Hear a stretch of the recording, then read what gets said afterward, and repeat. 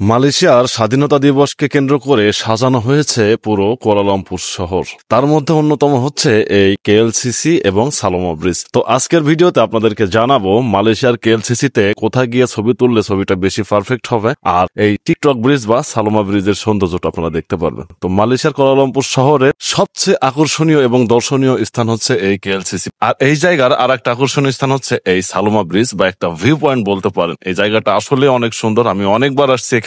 তো বিশেষ করে রাতের সৌন্দর্যটা এখান থেকে দেখলে মন জুড়িয়ে যায়, এবং দিনের বেলাতে ওই জায়গাটা অনেক বেশি সুন্দর। অনেকে জায়গাটাকে টিকটক ব্রিজ নামেও চিনে থাকেন। মালয়েশিয়ার কেএলসিসিতে যারা ছবি উঠতে চান তারা এই যে দেখতে পাচ্ছেন এই জায়গাটা থেকে ছবি তুললে আপনারা কেএলসিসি এবং আপনার ছবিটা একদম পারফেক্টলি আপনারা স্ক্রিনে নিতে পারবেন। দেখা যায় সচরাচর কেএলসিসির পার্কের সামনে যে যদি ছবি উঠানো হয়, দেখা যাচ্ছে ছবিগুলো অনেক লম্বা দেখা যায়, ছবিগুলো অনেক খারাপ হয়, অনেক ক্ষেত্রে পুরো কেএলসিসি আসে না কিংবা নিজের পুরো ছবি আসে না। তো আপনারা চাইলে এই জায়গায় দাঁড়িয়ে ছবি উঠতে পারেন, কিংবা এই জায়গায় বসে দেখেন বসার জন্য পাথর করে রাখা আছে, এখান থেকে ছবি উঠলে আপনারা কিন্তু কেএলসিসির অনেক সুন্দর একটা ছবি নিতে পারবেন। একটা বিষয় প্রতিবারে আমি বলে দিই আপনাদেরকে যে আপনারা এই যে দেখতে পাচ্ছেন কিছু ক্যামেরা হাতে রাখা মানুষ থাকে, এদের থেকে একটু দূরে থাকবেন, কারণ এই মানুষগুলো একটু ভিন্ন প্রকৃতির হয়ে থাকে। বিশ্লেষণ করলাম না, যারা কুয়ালালামপুর শহরে ঘোরাফেরা করেন তারা হয়তো জেনে থাকবেন ইনশাল্লাহ।